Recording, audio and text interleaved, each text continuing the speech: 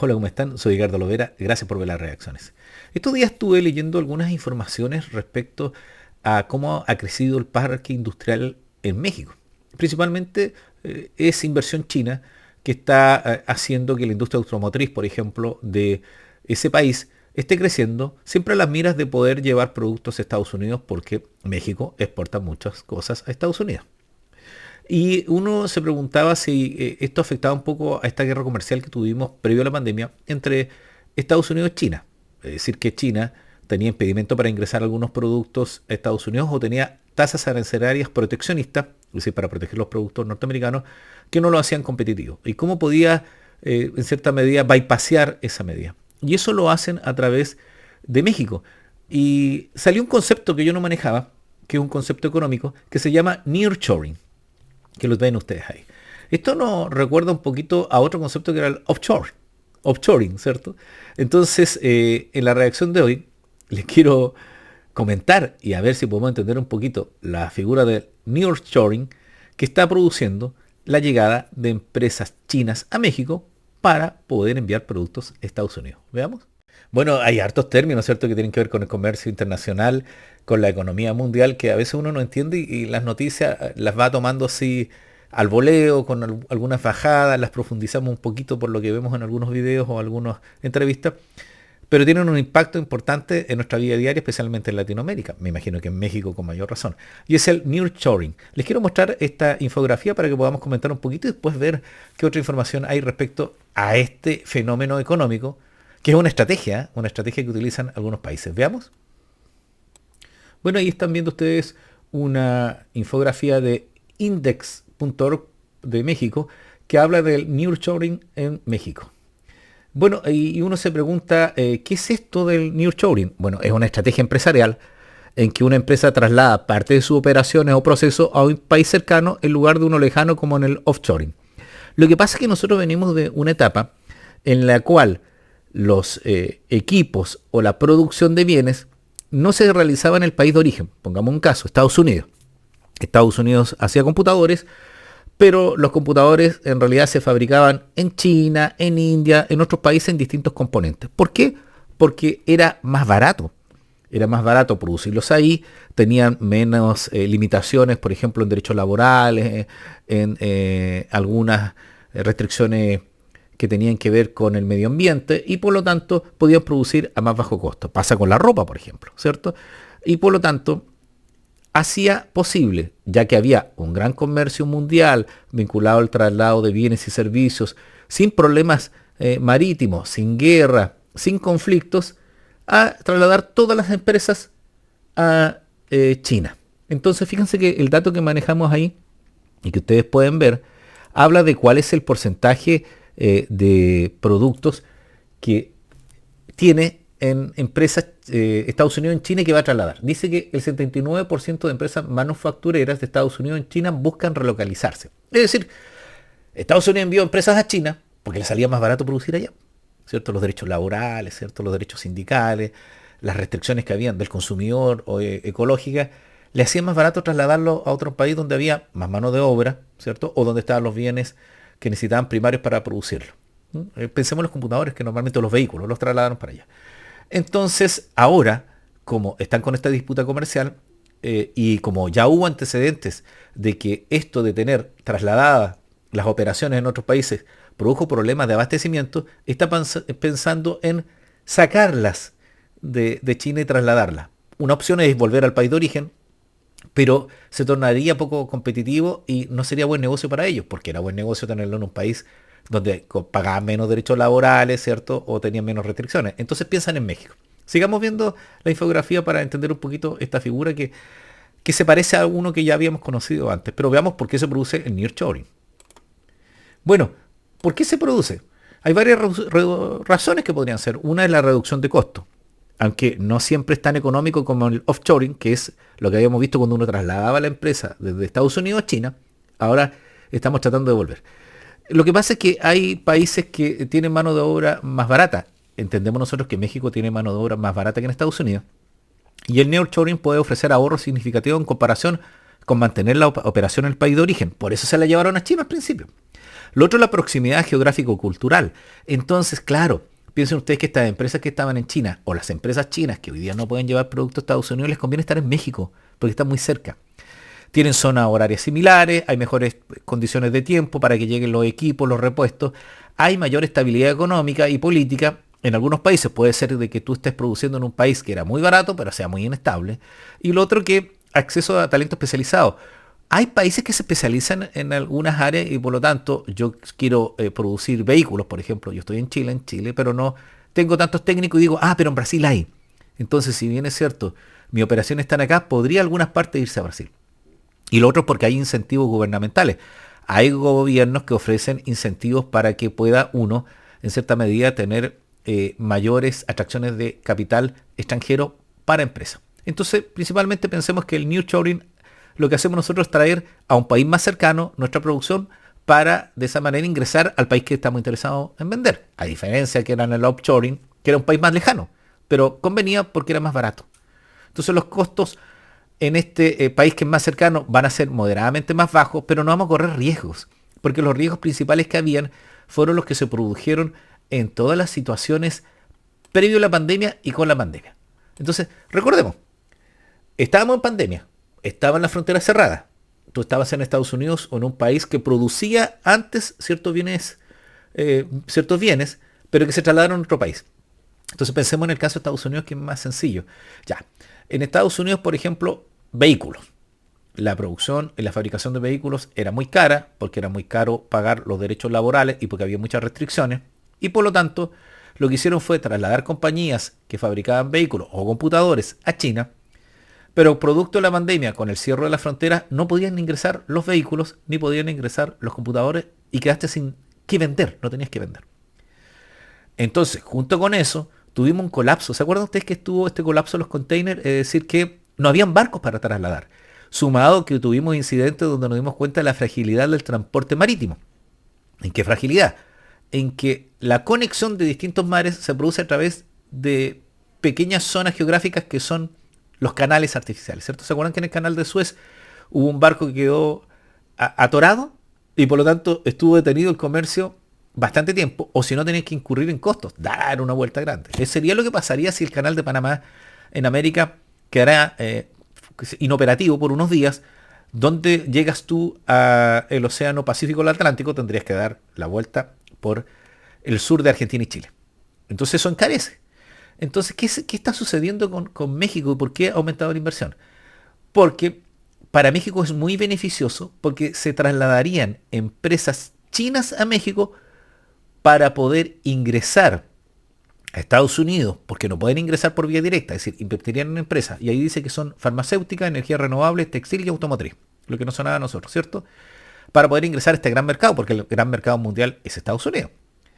Y para los norteamericanos, la empresa norteamericana, puede ser muy costoso producir ahí, pero ya no pueden ir a China, porque hay imposibilidad de que ingresen productos de China a Estados Unidos y por lo tanto se van a México.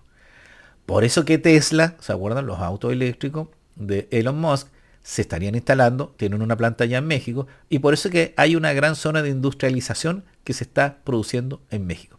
Y esto puede rebotar en los otros países latinoamericanos, porque podría suceder que antes pensábamos que solo íbamos a ser productores de litio, porque aquí no se hacían vehículos eléctricos, y le convenía más a los países que desarrollaban esto, principalmente Estados Unidos, irse a China y producir en China por la mano de obra y comprarnos litio y llevarlo para allá, tanto el litio que genera Bolivia, Argentina y Chile. Y ahora podría convenirles efectivamente poner plantas de automóviles en Chile, Argentina, Perú o Bolivia, porque en realidad si van a China no van a poder ingresar al mercado más importante que el norteamericano, y también porque hay ciertas condiciones donde ellos van a pagar menos acá en definitiva, ¿cierto? Veamos algunas informaciones que hay con respecto a la importancia que tiene el nearshoring, que ya entendimos que es traer la empresa más cerquita de donde queremos vender. ¿Y qué pasa con México? Veamos. Bueno, habíamos visto que uno de los aspectos del nearshoring era que empresas norteamericanas se trasladaran a México para abaratar costos, porque tienen algunas restricciones vinculadas a los costos que se originan por derechos laborales y algunas restricciones que tendrían en Estados Unidos. Y además porque sus empresas estaban en China y tienen que traerlas de China a algún lugar. Entonces querían tener la misma ventaja que tenían en China. Veamos lo que dice la Deutsche Welle sobre el nuevo epicentro de la manufactura estadounidense. 12 horas pueden pasar hasta que la mercadería procedente de México entre a Estados Unidos. Ambos países renovaron en 2020 el Tratado de Libre Comercio. El TMEC presenta ventajas para México en desmedro de China. México espera nuevas inversiones y uno de los motores sería el auge de los electroautos. Tesla quiere construir su próxima planta en México y BMW planea una fábrica de baterías. La tecnología Bosch invierte en la producción de frenos electrónicos y Samsung anunció millones para la ampliación de sus factorías. Oye, es bueno el mapa que nos mostraban porque podemos ver cuáles son los niveles de inversión y los interesados. Y claro, uno diría Samsung Corea. Y les queda más cerca estar en México, pueden responder más rápidamente a las necesidades que pueden tener los norteamericanos de estos productos, o también Latinoamérica, pero el gran mercado de Estados Unidos. Y Tesla, también la BMW, que uno entendería que tendría mucha de su producción en China, ¿cierto? Entonces están en México. No van a tener que esperar alguna situación que pudiera producir esta imposibilidad, como dicen los expertos en logística, cuando se rompe la cadena de suministro, ¿cierto? Si estuvieran en China, podría romperse la cadena de suministro por problemas navieros, de guerra, y por lo tanto no llegan los productos a Estados Unidos, pero aquí estarían muy cerquita, a kilómetros. Que esa es la idea de esto de el New Choring. Sigamos viendo. La ampliación de sus factorías. Semejante interés ya es reconocido por los mercados bursátiles. El peso mexicano se apreció fuertemente frente al dólar estadounidense en los últimos 5 meses. Los expertos afirman que México debe hacer los deberes si quiere beneficiarse a largo plazo de semejante interés. Esto incluye ampliar sus infraestructuras, asegurar el suministro eléctrico y combatir la delincuencia organizada y la corrupción, y una mayor protección a las inversiones extranjeras. En medio de la batalla geopolítica con China, Estados Unidos acerca la producción a México, el llamado nearshoring. Conversamos al respecto con Juan Carlos Moreno Brit, profesor de Economía de la UNAM de México. Señor Moreno Brit, bienvenido. Usted escribió un informe sobre esta cuestión. ¿Cuál es la situación de México exactamente? ¿Cómo se está beneficiando de la relocalización de empresas extranjeras? Gracias por la invitación, es un gusto. Beneficios, como usted mencionó, ahorita nos hemos convertido en el principal exportador hacia Estados Unidos. Pero de ahí en fuera no hay mucho más. Sí, cuando hablan del nearshoring, el nearshoring es un fenómeno mundial que es la reconformación de las cadenas de exportación e importación y la inversión extranjera directa. De China ya no está entrando tanta, y ahora Estados Unidos, con las medidas proteccionistas que puso, las importaciones de China han caído enormemente. México no ha sido el principal beneficiario todavía. Hay mucho ruido de que va a venir Tesla, que va a venir Volvo, que va a venir... Y eso es ruido. En realidad no vemos las cifras de inversión extranjera directa en México. No están ni a la mitad de las que están en Brasil. Como proporción del PIB han caído. Pues lo que vemos es una gran esperanza que esto cambie, grandes anuncios, pero las cifras de inversión extranjera directa, entendiendo como nuevas plantas con mejores tecnologías, esas no se están viendo todavía. Es una gran esperanza, pero no se ha convertido en realidad. Uno podría suponer que no era así, ¿eh? Yo creía que efectivamente había gran crecimiento industrial. Lo tiene que haber, ¿eh? Creo que la cifra era un 8-10% de la producción que había aumentado en México por la cercanía, pero dice en Brasil, ¿cierto? Entiendo yo que la cifra está mirada desde la inversión de Estados Unidos o de otros países, porque China y Brasil pueden tener mayores conexiones. Pero no deja de ser menor que ya nos dijeron que efectivamente viene un reordenamiento de la producción de bienes y servicios que estaban ancladas en el Asia, producto que empresas del occidente, principalmente Estados Unidos y Europa, se habían ido a instalar para tener estos beneficios económicos y ahora están en el continente americano. ¿Por qué es bueno para todos los países? Porque efectivamente la mano de obra es más fácil que llegue desde Chile, Argentina, Perú a México, o vengan plantas para acá y hayan ciertos profesionales que vayan a trabajar, y va a haber mayor necesidad de otros servicios, porque no solo es producir, ¿verdad? Porque también está transporte y todos los beneficios vinculados a esto. Por ahí escuchaba yo al presidente de una Cámara de Comercio de la industria mexicana que hablaba de que más trabajadores implica más vivienda, más salud, más hospitales, más colegios, por lo tanto está todo concatenado para que pueda hacerse así. Y además la mejora que tiene que haber en los niveles de educación, ¿cierto? Porque los requerimientos son otros. Estaban preparados para los vehículos a explosión, por ejemplo, y ahora necesitan tener técnicos expertos en vehículos que se movilicen con electricidad, la electromovilidad. Sigamos escuchando. Esperanza, dice usted, ¿podría ser el nearshoring el camino hacia la prosperidad en algún momento? Estimada colega, no. Ya vivimos una película parecida con el NAFTA, con el Tratado de Libre Comercio. Las exportaciones como tales sí es un cierto motor de desarrollo, pero en esa ocasión México no logró insertarse en una cadena, en una senda de crecimiento sostenido de 3-5% por lo menos, bajar desigualdad y pobreza. El nearshoring, si no hacemos nuestras tareas de hacer una política industrial consistente, una política educativa, una política de protección a la propiedad privada y un Estado de Derecho consistente, el nearshoring va a ser una corriente más que va a ayudar a algunos cuantos y no va a colocar a México en una senda de desarrollo. Pues ya nos mencionaba algunos aspectos. México tiene muchas ventajas, desde luego, pero también desafíos a los ojos de los inversionistas. ¿Qué ajustes más inmediatos debería hacer el país? Los desafíos son enormes y la oportunidad es inmensa. Lo que tenemos que hacer es dejar de pensar que nuestra ventaja comparativa única es por estar cerca de Estados Unidos y por tener un salario bajo. Tenemos que tener una política que fortalezca las cadenas productivas hacia atrás y hacia adelante, que la educación, la tecnología y la innovación estén en el centro de nuestra agenda de desarrollo, y la infraestructura y energías limpias. Uno podrá hablar lo que sea de las plantas que vienen, pero sin energía la planta no se puede prender, y sin agua, como tenemos ahora, andamos con muchas tareas pendientes, con mucha esperanza de que esto ocurra, pero si no hacemos la tarea, aunque viniera el nearshoring en lo que se dice las grandes promesas, México seguirá insertado, sumido en una trampa de lento crecimiento. Por algo era el experto. Claro, porque uno puede estar muy ilusionado desde afuera, diciendo, oye, van a venir las nuevas industrias a instalarse en mi país, porque le vamos a vender al país que es más grande, que está más cerca. Entonces nos aclara de que sí, ya hubo un tratado de libre comercio, ¿cierto? El NAFTA en su momento, y por lo tanto no se vio tanto crecimiento, porque decía, claro, se vienen a instalar industria, pero la industria necesitan energía, y se necesita agua, y tener un problema de agua y producción de energía. Y lo otro es la educación que tienen que tener. Y además porque tiene que... Y eso, yo al principio de ver estos temas pensaba que lo esencial era bajo costo de mano laboral, ¿cierto? Es decir, pagar menos a los trabajadores. Y en realidad dice, claro, esa es una de las patitas que atrae, pero si tú no tienes caminos, puertos, si no tienes gente que pueda trabajar, si tienes un nivel cultural bajo, si no hay seguridad jurídica, no hay seguridad para las industrias, las inversiones, o sea, el precio no te va a importar, porque en realidad los costos van a ser más altos. Sí es un gran incentivo que hayan esas ventajas, ¿cierto? Que se pague menos, de que sea menos costoso ciertos derechos que hay que pagar, impuestos, cosas así, porque hay inversión extranjera privilegiada.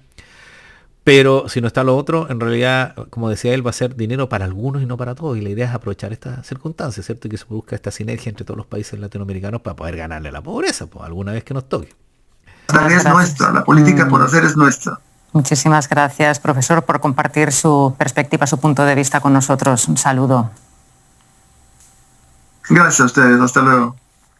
Bueno, ya vimos el punto de vista desde las empresas norteamericanas, que porque no pueden estar en China, se instalan en México, porque tendría algunas ventajas comparativas. Entre esas, indicamos que era el pagar menos salario, ¿cierto? Pero ¿qué pasa con las empresas chinas? ¿Cuál es el beneficio? Y fíjense que la Deutsche Welle también sacó un reportaje que se llama "Las empresas chinas usan a México para entrar a Estados Unidos", porque no pueden entrar productos de China, pero podría yo trasladar mi empresa china a México e ingresar los productos. Veamos qué pasa con esto del nearshoring. Las fábricas chinas se lanzan a la conquista de México. Mientras que el comercio global da señales de debilidad, el envío de bienes de China a México ha aumentado hasta convertirse en una de las rutas comerciales de mayor crecimiento. Además, la inversión directa del gigante asiático en México también se ha disparado en los últimos años, situando al país en el tercer destino mundial preferido por Pekín para sus inversiones. ¿Cuáles son las razones? ¿Se convertirá México en la nueva fábrica del mundo? Y, sobre todo, ¿lo permitirá Estados Unidos?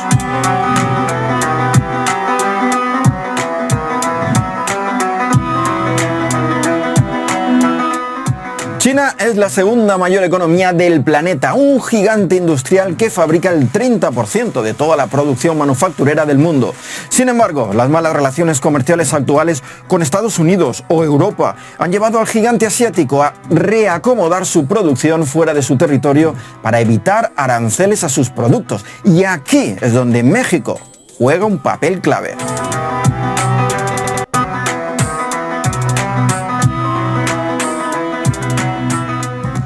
Bueno, México tiene una posición estratégica, ¿no? O sea, México es colindante con el mayor mercado del mundo, ¿no? Y además México tiene firmados 14 tratados de libre comercio con cerca de 50 países. Entonces, esas dos razones hacen que México se convierta en un país estratégico por una geoeconomía, en este caso comercial, que lo coloca en el lugar adecuado, en el momento adecuado. Sobre todo... O sea, el primer punto es que está cerca de Estados Unidos. Está cerca de Estados Unidos, ¿cierto? Está ahí y tiene tratado de libre comercio. Pero yo no sabía que era el tercer foco de inversión de China, ¿eh? No es menor. Sigamos viendo. Un lugar adecuado. Llevar un contenedor desde México a Nueva York duró unos 5 días, mientras que desde Hong Kong tarda hasta 40 días. Además, México y Estados Unidos comparten una frontera de 3.169 kilómetros. Y en el tiempo que dura este vídeo, 13 millones de dólares de productos comerciales cruzará esta frontera en un sentido u otro. Es decir, un intercambio. Oye, la frontera es enorme porque Chile tiene 4.000 kilómetros de largo. Y por lo tanto tiene 3.600, algo dijo así, ¿cierto? Y claro, pues tiene la cercanía, los tratados de libre comercio. Y era impresionante la cantidad de tiempo que se demora. 5 horas versus, ¿cuánto dijeron? ¿20 horas que se demora? Claro, es un ahorro. Comercial de unos 1.500 millones de dólares cada día. Una cifra que no ha dejado de crecer en los últimos años desde la firma del Tratado de Libre Comercio de América del Norte. Y este tratado, hoy rebautizado como TMEC, es una de las principales causas del desembarco chino en México.